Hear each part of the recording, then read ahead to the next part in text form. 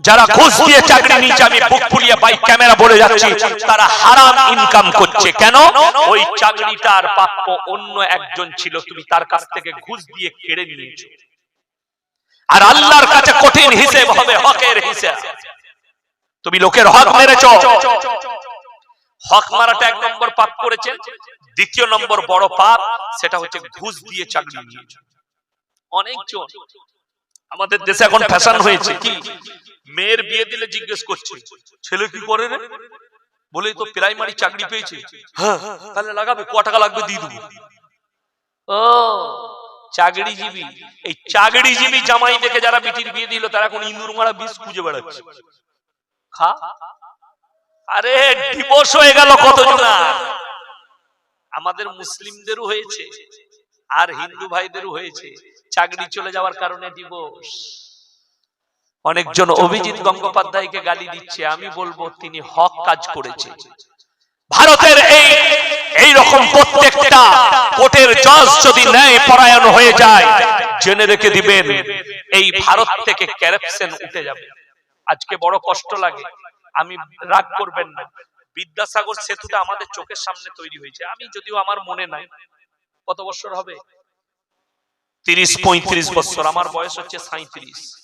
35 বছর হয়েছে, আমার মনে হয় প্রতি বছর একবার করে বাগাতে হবে।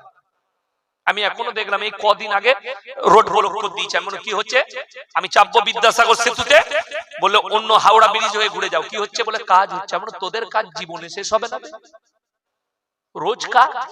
আর আপনারা বলুন, হাওড়া ব্রিজটা শুনেছেন আজকে ব্লক করে দিয়েছে দিয়ে কাজ হচ্ছে না। ইংরেজরা তৈরি করেছে, একটা কোন খেসে পড়েনি, এখন একটা নাট লড়েনি। ভেদিয়ার ব্রিজ বর্ধমান থেকে লুপ লাইনে যেটা আসাম যাচ্ছে, শিয়ালদা থেকে বর্ধমান হয়ে আসাম, সেই রুটের মধ্যে অজয় নদীর উপর একটা ব্রিজ আছে, ভেদিয়ার ব্রিজ, রেল ব্রিজ, ইটের তৈরি। এখনো একটা ইটের কোন খসে পড়ে না। কেন? তাদের মধ্যে কারাপশন ছিল না। যারাই ঘুষ খেত 2 নম্বরই করত, ফাঁসি দিয়ে দিত, না হলে মুন্ডু ছেদ করে দিত। কষ্ট এটা। ওই জন্য ইসলামে হারাম হালালটা বোঝা হচ্ছে আপনার আগে। ইসলাম অত সহজ নয়, আল্লাহর কাছে কঠিন হিসেব হবে, হকের হিসেব। যারা এখানে যুবক বসে আছে শুনেলেন, অনেকজন মনে মনে করেন বাবা মায়ের সঙ্গে সবাই কিন্তু বাবা ভালো ব্যবহার করবেন, জোরে বলুন ইনশাআল্লাহ। বাবা মা বহুত বড় সম্পদ, যাদের নেই তারাও শুনে যান। অনেকজন মনে করে বাপ মরে যাওয়ার পরে বাপের খিদমত কি করে করব, বাপের কবর জিয়ারত করো না, খিদমত হবে, জোরে বলুন সুবহানাল্লাহ। বাপের জন্য দান করো না, বড় খিদমত, দানটাও খিদমত। বাপ মরে যাওয়ার পরে সাদকায়ে জারিয়া করো, বড় খিদমত। আগে চলুন। বাবা মা যাদের বেঁচে আছে কি সুলুক করবেন, আমি আমার যুক্তিতে বলবো না, কোরআন বলছে ইম্মা ইয়াবলুগান্না ইনদাকাল কিবার আহাদুহুমা আও কিলাহুমা ফালা তাকুল্লাহুমা উফিউ ওয়ালা তানহারহুমা ওয়া কুল্লাহুমা কাওলান কারীমা। তোমাদের মা বাবা যখন বৃদ্ধকালে বৃদ্ধাক্যে পৌঁছে যাবে, এমন করে খিদমত করবে যেমন তোমাদের শিশুতে লালিত পালিত করে। তাদের খিদমত করার জন্য শব্দটুকু ব্যবহার করো না, আর তাদের সামনে তোমরা উঁচু আওয়াজে কথা বলো না, উঁচু আওয়াজ। মা যদি জিজ্ঞেস করে বাবা বাজারে যাচ্ছ, হ্যাঁ বল কি হয়েছে, আমার একটা ওষুধ এনে দিবে, আমাদের যুবকরা কি বলে, পরে দিবি তো, সময় হবে না, বলে না, বলে এই গলায় বলে বাবাকে। মা একবার বিছানায় পেশাব করে দিয়েছে, হারামখোর বলছে মাকে আর বাড়িতে রাখা যাবে না, মা পেশাব করে দিয়েছে। বাপ বিছানায় পায়খানা করেছে, তুমি বলছো এই বুড়োটাকে নিয়ে চলে গেলাম। তুই যদি কাবা ঘরে ফাঁস কাতারে নামাজ পড়িস আর বাবা মায়ের সঙ্গে অপব্যবহার করে, ফেরবার রাস্তা খুঁজে পাবে না। লিখে নে, আমার আল্লাহ রাব্বুল আলামিন তাদের দিকে রহমের চোখে তাকাবেন না যারা নিজেদের মা বাবার সঙ্গে খারাপ ব্যবহার করে। আজকে 5টা বেটা পেরেছে, অথচ কষ্ট লাগে। 5 বেটা ঝগড়া করে, মাকে কে ভাত দিবি বল, 1 মাস করে পালা করে, বাপকে কে ভাত দিবি বল, পালা কর 1 মাস করে। তোদের লজ্জা শরম আছে? আর নামাজ পড়ে বলিস আমার মতো মুমিন হবে না, আবে ঝাঁটা খাবিবে কবরে। কি করে মুমিন বলে প্রকাশ করিস লোকের কাছে? যে মা বাপ 5টা বেটাকে পেলেছে তাদেরকে কোনোদিন পালা করতে হয় 9 মাস 10 দিন পেটে রেখেছে, তোমার 10 বছর বয়স পর্যন্ত বুকে করে আগুলে রেখেছে, 18 বছর বয়স পর্যন্ত তোমার খায়েশ মিটিয়েছে মা। ঈদের সময় 15 বছর বয়স, তুমি স্কুলে পড়ো, কাপড় জামা নাই, বাপ নেই, তুমি নতুন জামা সবাই পাড়ার পরবে, তোমার মা লোকের কাছে ধার করেছে, দে বোন আমি কাজ করে শোধ করে দেবো, আমার ছেলেকে একটা নতুন জামা প্যান্ট দিতে হবে, ধার করে তোমাকে কিনে দিয়েছে। সেই মা যখন বৃদ্ধকালে চলে গেছে, সেই মাকে তোমার ভারী মনে হয়ে গেল। কষ্টের বিষয় এটা। আমার কাছে একটা মেটার এসেছিল, মেটারটা কি স্বামী স্ত্রী, কি ব্যাপার? আমাকে বললে যে কোন মলবি নাই তাবিজ করবে। আমি বললাম কেন? বলছে যে আমার যে জামাই মেয়ের বিয়ে হয়েছে সে মা বাপকে বেশি ভালোবাসে, মা বাপের কথা শুনে। আমি বললাম ঠিক আছে, সে যেন মা বাপের কথা না শুনে এরকম করতে হবে বলছো, তাহলে ছেলেটা যদি বলে যে আমার বউ মা বাপের সাথে কথা বলে এমন করে দাও যেন তাদের সাথে সম্পর্ক না রাখে, এটা ঠিক হবে তো? বলে তাই না, ঠিক হয়। আমরা জুতো দেখেছিস? হারামখোর, তোর বিটি তোর সাথে সম্পর্ক রাখতে পাবে, আর তার সন্তান যে জন্ম দিয়েছে তোর বিটিকে নিয়ে গিয়ে সে মানুষ করছে খাইয়ে দাইয়ে, আর সে তার নিজের মা বাবার সঙ্গে সম্পর্ক রাখবে না। কষ্টের বিষয় এটাই। আমার যখন ছোট মেয়ে হয় শুনেলেন, এরপরে শাশুড়ি দিকে একটু গাদানি দিয়ে দিয়ে অনেক মা বাবা শুনেলেন নিকৃষ্ট। আজকে আমার যে ম্যানেজার আছে তার ভাই, তার একটা ভাবির বাচ্চা হবে, আমাকে ফোন করলে, নার্সিংহোমে ফোন করে, আমার বন্ধু নার্সিংহোম বর্তমানে আশা নার্সিংহোম নাসির ভাই, আমি বললাম যে ভালো বেড দিয়ে দিবেন তো বাচ্চা হবে, তো বাচ্চা হয়েছে। কি হয়েছে? প্রথমটাও মেয়ে, দ্বিতীয়টাও মেয়ে। আমি বললাম তোর ভাই আল্লাহর নবীর হাদিস বেশক জান্নাতি যার দুটো মেয়ে, জোরে বলুন সুবহানাল্লাহ, যার 3টে মেয়ে নবীজি বললেন তারা জান্নাতে আমার সঙ্গে থাকতে পাবে, জোরে বলুন সুবহানাল্লাহ। আমাদের দেশে জিজ্ঞেস করুন এমন এমন নেমো খারাম আছে, যদি বলেন কটা ছেলে পুলে হলো, বলে তোর ভাবির জাত খারাপ বে, পরপর 3টে মেয়ে, ছেলে হয়নি। আর পাড়ার একজনের ছাগলের 4টা ছানা হয়েছে, তাকে বলছে জাতটা কোথায় পেলিবে, আমাকে একটু দিস তো। শালা ছাগলের 4টা ছানা হলে জাত ভালো, আর তোর বউয়ের 4টা ছানা হয়েছে, 3টে বিটি হয়েছে, জাত খারাপ, তাহলে তোর জাতটা কত খারাপ হারামখোর। কথাটা বুঝতে পারেন? আমার ছোট মেয়ে হয়েছে, নার্সিংহোমে আছে, তো আমি মাদ্রাসার ক্লাস করে জলসাই বেরিয়েছি, দেখা করে যাব, তো আমার একজন খুব শাশুড়ি সে এসছে দেখা করতে, বিসমিল্লাহ। আমার স্ত্রী বেডে শুয়ে আছে স্পেশাল রুমে, তো বেডের পাশে সে বসে আছে চেয়ার নিয়ে, স্ত্রীর সঙ্গে কথা বলছে, তো তার চোখের পানি পড়ছে। আমি ঢুকে বাইরে থেকে দেখলাম আল্লাহ, কাঁদছে কেন? আমার বউটা মরে যাবে নাকি, কিছু হয়ে গেল? আমি বললাম কাঁদছো কেন? বলছে বাবা দুটোই বিটি হলো, একটা বেটা হলো, তোমার মা তোমার গলায় পা দিয়ে মারেনি, তুমি তো বিটি হয়েছিলে, তুমি তো মেয়ে ছেলে। অথচ বিশ্বাস করো আমার ফুফ শাশুড়ি 7 জন, কজন বললাম? 7টা। আমার শ্বশুরা 2 ভাই, ফুফ শাশুড়িরা 7 বোন। আল্লাহ 7টা বিটিকেই সুখী করেছে, জোরে বলুন সুবহানাল্লাহ। 7 জন, আর কোন আল্লাহ অভাব দেয় না, খুব সুখী। তার ছেলেরা কেউ বোম্বাইয়ে, কেউ দিল্লিতে, কেউ ব্যবসায়ী, কেউ গাড়ির ব্যবসায়ী, আল্লাহ সকলকে সুখী করেছে। সকলের লেগে আমি দোয়াও করি আল্লাহ সুখী করুক। আমি তাকে বললাম তোমার মায়ের 7টা বিটি, তোমার মা 7 জনের গলায় পা দিয়ে মারতে পারলো না, আর আল্লাহ আমাকে সোনার চাঁদের মতো বিটি দান করেছে, তোমার কষ্ট হচ্ছে? দিয়ে আমি তাকে বললাম শোনো, আল্লাহর নবীর হাদিস, যার একটা মেয়ে নবীজি বললেন সে জান্নাতি, যার 2টো মেয়ে সে বেশক জান্নাতি, যার 3টে মেয়ে সে আমার সঙ্গে জান্নাতে থাকবে। আমার বর্তমানের কথা বলছি, আপনি কাকে মুসলমান বলবেন? আমার এলাকায় একটা মেয়ের বিয়ে হয়েছে এক হারামখোর বেরেলি বেদাতি ঘরে, সে বলেছে পেটে বাচ্চা এসেছে, বলেছে মেয়ে হলে তোকে তালাক দেব, ছেলে হলে নিয়ে আসবে। আল্লাহর কি কৃপা, মেয়েই জন্ম নিল, সেই ছেলে তালাক দিয়ে দিলে মায়ের কথা শাশুড়ি আর জামাই। আপনি বলুন এদিকে কি মুসলমান বলা যায়? এরা নবীর জামানায় সেই মুশরিক আর বেঈমান কাফেরদের মতো, অজ্ঞদের মতো, এদিকে যারা মুসলমান বলবে তার ঈমান চলে যাবার খাতরা। এটা ইসলাম বলছি আমি আপনাদের। যারা আল্লাহর সৃষ্টির উপরে অসন্তুষ্টি প্রকাশ করে, শাশুড়ি দিকে বলে যাচ্ছে, শোনো যুবকরা শোনো, তোমার যদি মেয়ে হয় আর মা যদি বলে তোমার যে তোর বইয়ের মেয়ে হয়েছে, অসন্তুষ্টি প্রকাশ করে, তো তুমি বলবে, অনেক শাশুড়িরা বলে তোর মেয়ে হয়েছে, ওই মেয়েকে আর ঘর ঢুকাবি না, কুলোচ্ছনে মেয়ে, ওকে তালাক দিয়ে দে। তো সর্বপ্রথম সেই যুবক শোনো, তোমার মাকে বলবে যে নানাকে বল যেন তোর মাকে তালাক দেয়, কেন তোকে জন্ম দিয়েছিল।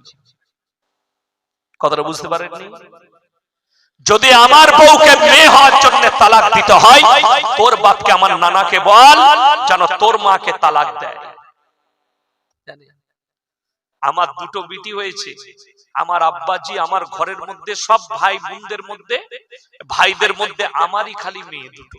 আমার বড় ভাইয়ের 3টে বেটা, আমার মেজো ভাইয়ের একটা বেটা, একটা পেটেতেই মারা গিয়েছিল, আবার আল্লাহ দিলে হবে, সকলের জন্য আমিন।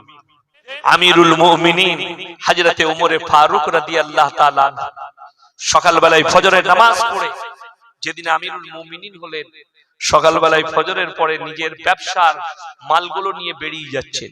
সাহাবীরা আটকে দিলেন, হে আমিরুল মুমিনিন, আপনি ব্যবসায় চলে গেলে আমাদেরকে দ্বীন শিক্ষা কে দিবে? হযরতে ওমর উত্তর দিলেন, আমার সংসার কিভাবে চলবে? তখন তিনি বেঁধে দিলেন, মাশওয়ারা করে আপনার সংসার খরচের জন্য আপনাকে আমরা বাইতুল মাল থেকে ভাতা দেব। জোরে বলুন সুবহানাল্লাহ।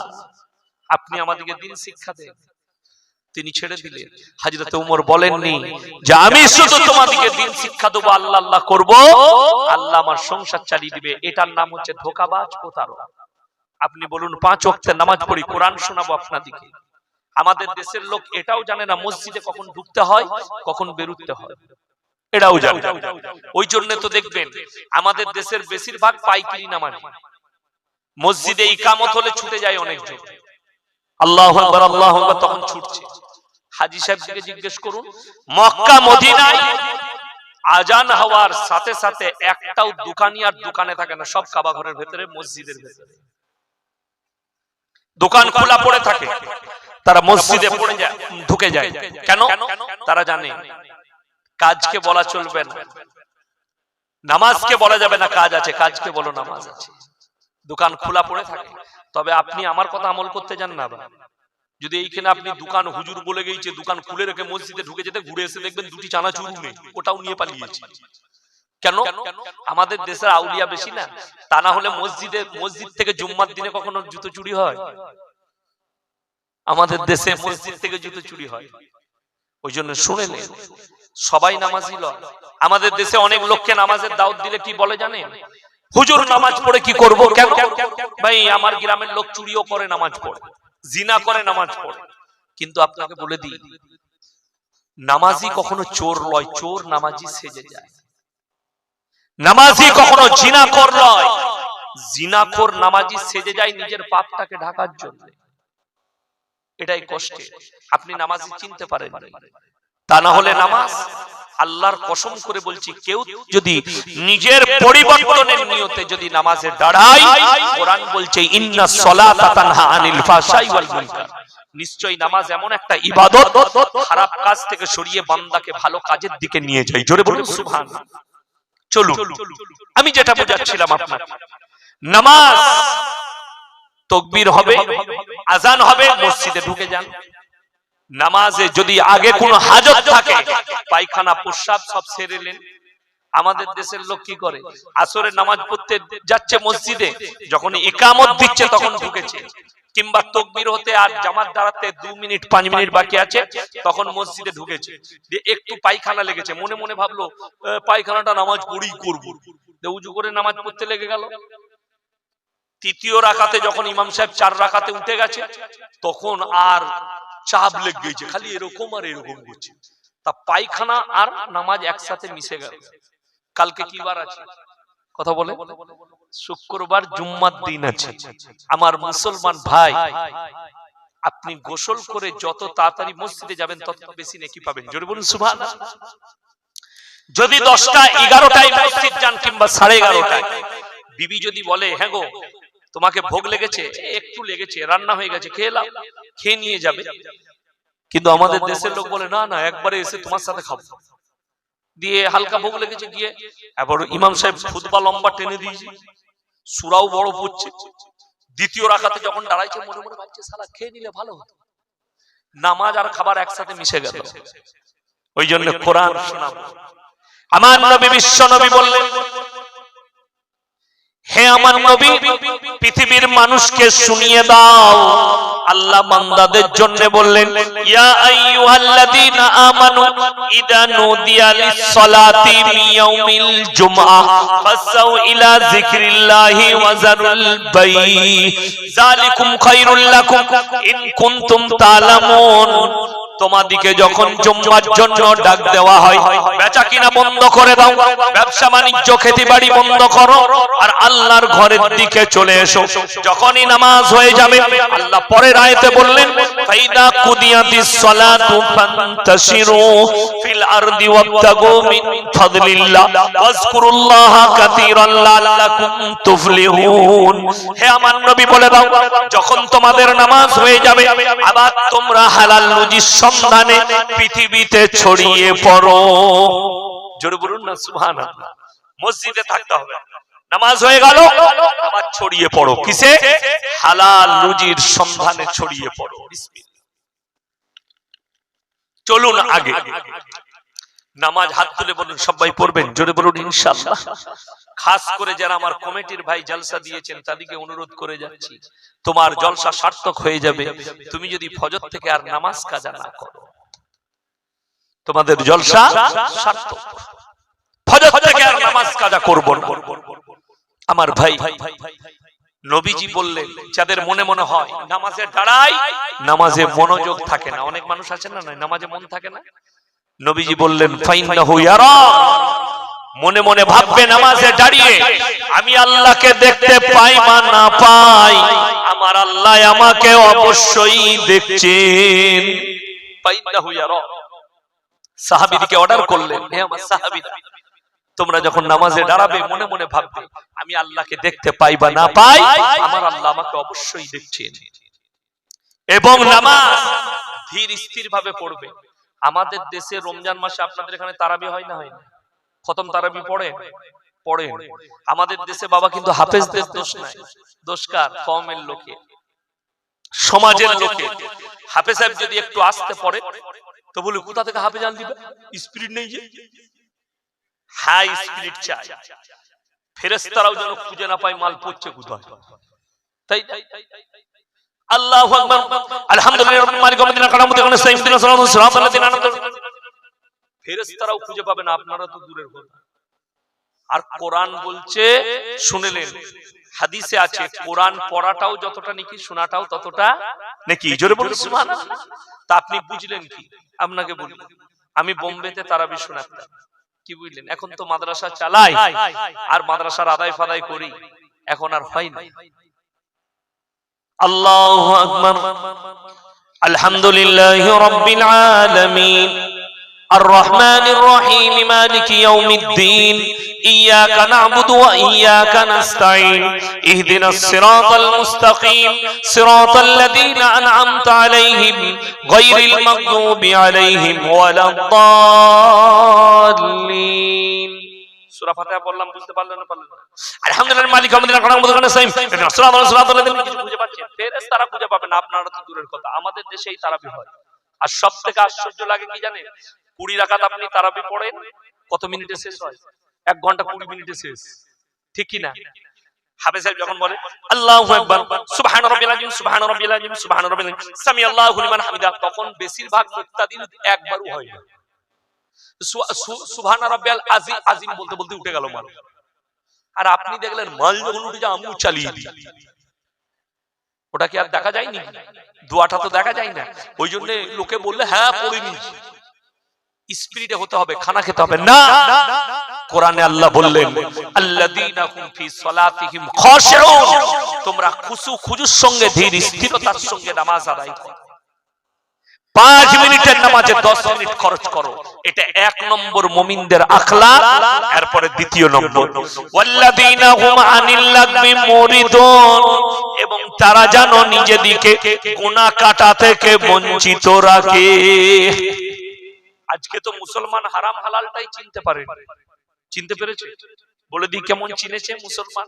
আচ্ছা আপনারা বলুন, আপনাদের এখানে বাজার কি আছে? বসিরহাট না কি আছে? রামচন্দ্রপুর। আচ্ছা ধরেলেন আপনি কলকাতা গেছেন, কোন হোটেলে কিংবা রেস্টুরেন্টে খেতে গেলে আপনি জিজ্ঞেস করবেন না দাদা মুরগিটা জবাই না কাটা? কথা বলে?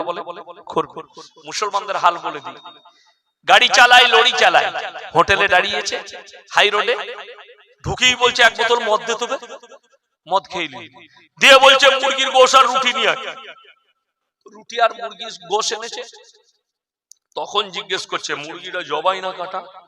আমরা মার হারাম করকে জুতো করে। আচ্ছা যে মাল খেয়েছে, মদ খেয়ে নিল, তার আর মুরগিটা দেখে লাভ আছে? কথা বলে? হারাম করে এত বড় আউলিয়া, ও মনে করছে মদ খেলেও মুরগিটা জবাই খেতে হয়। তো দুটোই মাল যে হারামি, হারাম করে জানা নাই। এইটাই মুসলমানকে দ্বীনি ইলম হাসিল এই জন্য করতে হবে। চলুন আপনি শুনে গেলেন, বর্ধমান থেকে ইয়াসিন ভাই এসেছিল, বলে গেছে জবাই করা মাংস নিতে।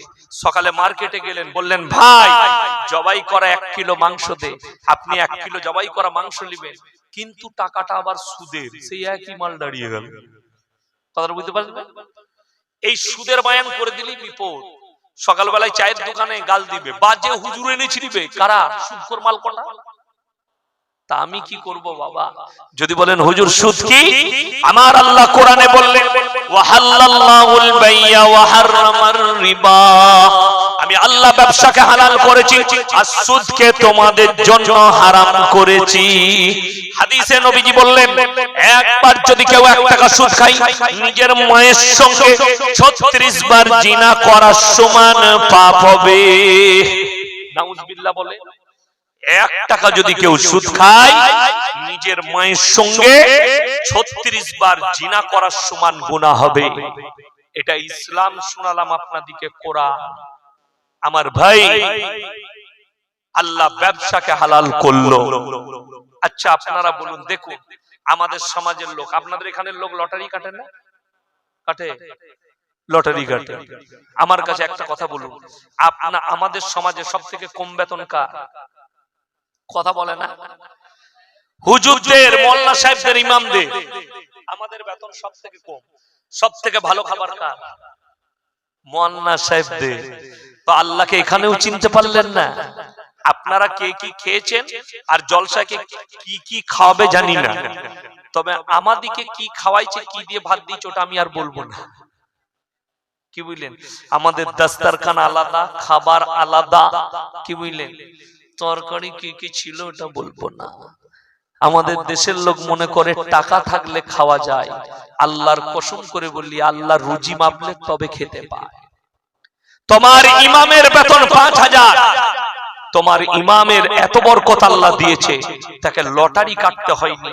তুমি হারামখোর 20,000 রোজগার করো, তোমাকে বরকতের জন্য লটারি কাটতে হয়। তুমি আল্লাহর কাছে কাঁদবে যে তুমি নিশ্চয়ই হারামের পথে চলাফেরা করছো। যদি বলেন হাদিস শুনান, কোরআন শুনান। আমার নবী বিশ্ব নবী বললেন যারা আল্লাহর রাস্তায় দ্বীনের পথে থাকবে, আল্লাহ তাদেরকে মৃত্যুকাল পর্যন্ত ইজ্জতের রুজি দান করবেন। জোরে বলুন সুবহানাল্লাহ। উলামারা, আলেমরা দ্বীনের পথে আছে, খিদমতে আছে, দ্বীনের রাস্তায়, আল্লাহর রাস্তায় সবাই চলবো। জোরে বলুন ইনশাআল্লাহ। আপনি যান, আপনাদের মগরাহাটে মার্কাজ আছে না? নাই আমাদের মগরাহাটে, আমাদের বর্ধমানে নুরানি মার্কাজ, আমার গ্রামটা আবার মার্কাজ। চলুন মার কাছে দেখবেন খানচাই খাবার দেয়, দেয় না? দেয় না? 4 জন করে বসে। আমি যখন গুজরাটে পড়তাম তখন অনেকবার জামাতে গেছি পড়ার জীবনে, আর খানচাই খেতাম। মাদ্রাসাতেও খানচাই খাওয়া, গুজরাটের প্রত্যেকটা মাদ্রাসায় খানচাই খাওয়া, 4 জন করে। ওই খানচাই মার কাছে ডাল আলু দিলে সেটাও মনে মনে হয় সালা এত সুন্দর রান্নাবে, বাড়িতে হয়নি তো। ঠিক বললাম না ভুল বললাম বাবা? আল্লাহর কসম করে বলছি, ওই যে খানাটার সৌন্দর্যতার মিষ্টিতা, এটা হচ্ছে ইখলাস। দিনের উপরে থাকার ইখলাস। মাদ্রাসায় প্রত্যেক দিন রাতের বেলায় ডাল আলু ঘ্যাঁট দেওয়া হয়, কি বুঝলে?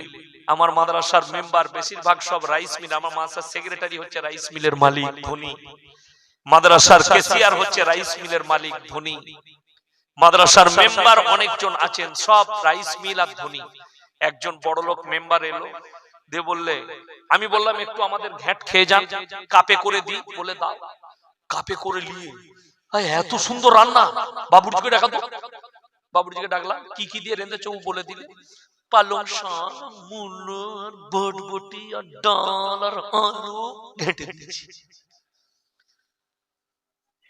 এরপর এই যদি বউকে গিয়ে বলে ওরকম তরকারি বানাও তো, আমি চ্যালেঞ্জ দিয়ে বললাম মজা হবে।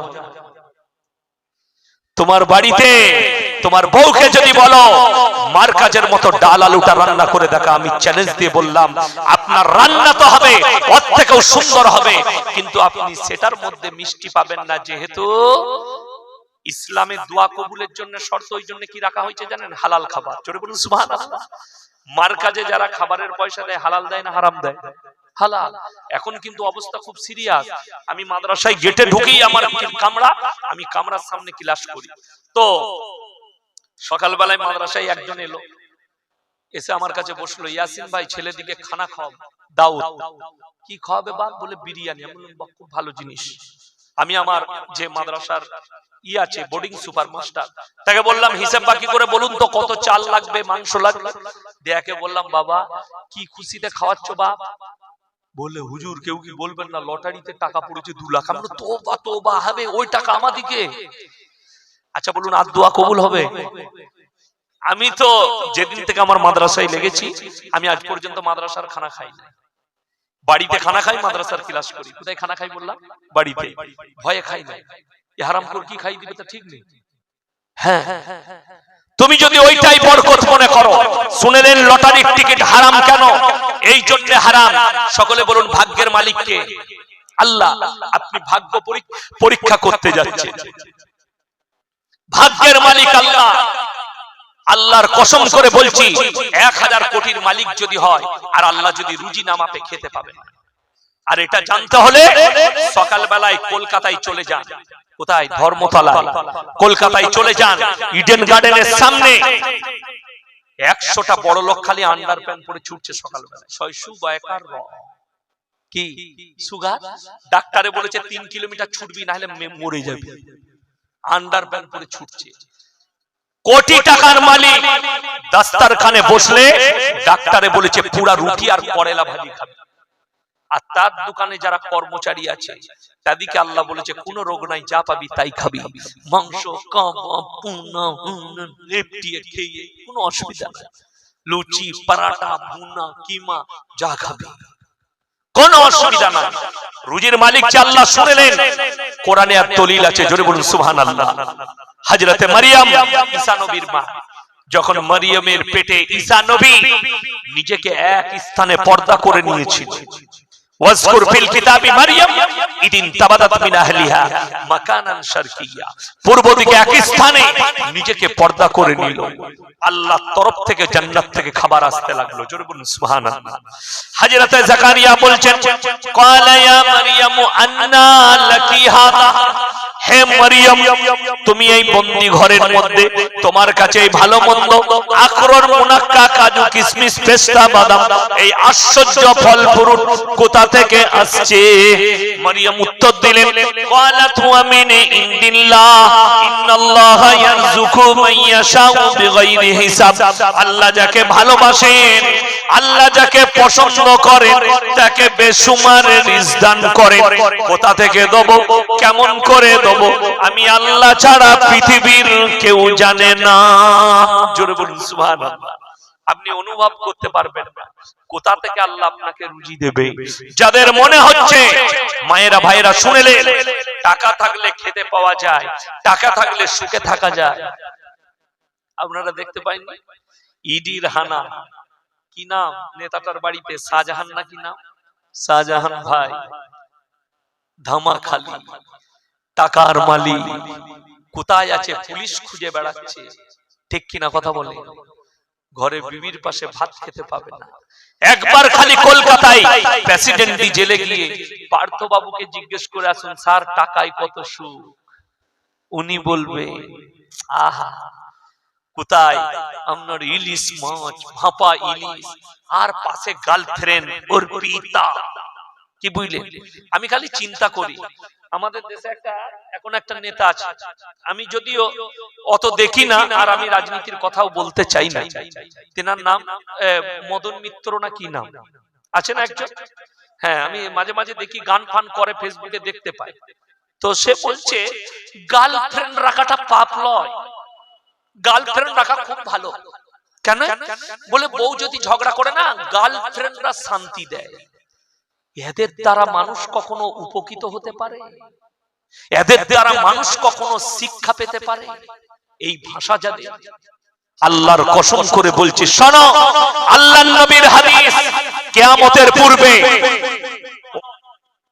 সব ডাক্তারের মা, প্রফেসরের মা, ইঞ্জিনিয়ারের মা, একজন আমাদের দেশের হিন্দু মহিলা বৃদ্ধাশ্রমে থাকে, যে কোনো বৃদ্ধাশ্রম হবে, সেখান থেকে ছেলেকে চিঠি লিখেছে। কি লিখেছে জানেন? চিঠিতে, চিঠিটা ভাইরাল হয়ে গেছে, লিখেছে বাবা ছেলেকে শিক্ষিত করবি না জানি না, কিন্তু ছেলেকে আদর্শটা দিস যাতে তোকে এই রকম বৃদ্ধাশ্রমে না আসতে হয়। তোকে আমি শিক্ষিত করেছি বলে বৃদ্ধাশ্রমে আছি। জোরে বলুন সুবহানাল্লাহ। আল্লাহর কসম, নবীজি সাল্লাল্লাহু আলাইহি সাল্লাম শিক্ষা আদর্শ দুটোই দিয়েছেন। জোরে বলুন সুবহানাল্লাহ। শিক্ষা এবং আদর্শ, আদর্শটা কি আছে আমি একটা একটা করে শোনাবো। আজকে যারা নিজেদেরকে মুমিন বলে প্রকাশ করছেন তাদেরকে অন্তর থেকে বলে যাচ্ছি যে নিজেদের পরিবর্তন নিয়ে আসুন। কিভাবে আনবেন? কোরআন শোনাবো, এরপর কোরআনের তাফসীর করব আপনাদের। আপনি মুমিন বলে দাবি করছেন, আপনি কি জানেন আপনি মুমিন হয়েছেন কি? আপনি নিজেকে ঈমানদার বলে দাবি করছেন, আপনি ঈমানদার আছেন কিনা আপনার জানা আছে? কোরআন খুলুন। যারা মুমিন বলে দাবি করছেন, মুমিনের গুণাবলী আল্লাহ কোরআনে বলেছেন। এই কথাগুলোর উপরে যারা আমল করবে আর বিশ্বাস রাখবে তারাই একমাত্র মুমিন। জোরে বলুন সুবহানাল্লাহ। আল্লাহ আদর্শ বলে দিলেন। কোরআন খুলুন 18 পারা প্রথম পৃষ্ঠা। কাদ আফলাহাল মুমিনুনাল্লাযীনা হুম ফি সালাতিহিম খাশিউন ওয়াল্লাযীনা হুম আনিল লাগবি মুরিদুন ওয়াল্লাযীনা হুম লিয-যাকাতি ফাইলুন ওয়াল্লাযীনা হুম লিফুরুজিহিম হাফিজুন। কাদ আফলাহাল মুমিনুন, হে নবী বলে দাও প্রকৃত মুমিন কারা? মুমিনদের এক নম্বর আখলাক আল্লাহ বর্ণনা করলেন, আল্লাযীনা হুম ফি সালাতিহিম খাশিউন, তারা যখন নামাজ পড়বে খুশু খুজুর সঙ্গে নামাজ আদায় করবে, ধীর স্থিরতার সঙ্গে নামাজ আদায় করবে। আমাদের সমাজের ছেলেরা নামাজ পড়ে না 5 ওয়াক্তের, কিন্তু নিজেকে বলে আমি মুমিন। বলে না? বলে না? নামাজ আল্লাহর নবীর হাদিস, যার নামাজ নেই তার মধ্যে ইসলাম নাই। কাগজ থাকে তার নোট করে নেন। যার নামাজ নেই তার ইসলাম নেই। এটা নবীজির হাদিস। আপনি মানবেন না মানবেন সেটা আপনার ইচ্ছা। শুনেলে কোরআন পড়লে মুমিনদের আখলাক, এক নম্বর তারা নামাজ পড়বে এবং নামাজটা ধীর স্থিরতার সঙ্গে আদায় করবে। ধীর স্থিরতা মানে শুনেলেন, আপনি নামাজ পড়লে সমস্ত পৃথিবীর হাজত মিটিয়ে তারপরে নামাজ পড়ুন। আচ্ছা, পৃথিবীর কোন আমির সাহেব, কোন মৌলবি, কোন হুজুর বয়ান করেছে শুনেছেন মসজিদে ঢুকে গেলে আর বেরিস না? কথা বলে কেউ বয়ান করেছে? কোরআনে কোথাও আছে শুনেছেন কোন মৌলবি বলেছে যে কোরআনে আছে মসজিদে ফজরে ঢুকে গিয়ে আর তুই ফজর পর্যন্ত আর বেরুবি না, ঢুকেই থাক? কেউ যদি বলে কোন নামাজি আমি মসজিদে আল্লাহ আল্লাহ করি, আল্লাহ আমার সংসার চালায়, তার নাম হচ্ছে চোর, ধোঁকাবাজ, প্রতারক। লিখে তার নাম চোর, ধোঁকাবাজ, প্রতারক।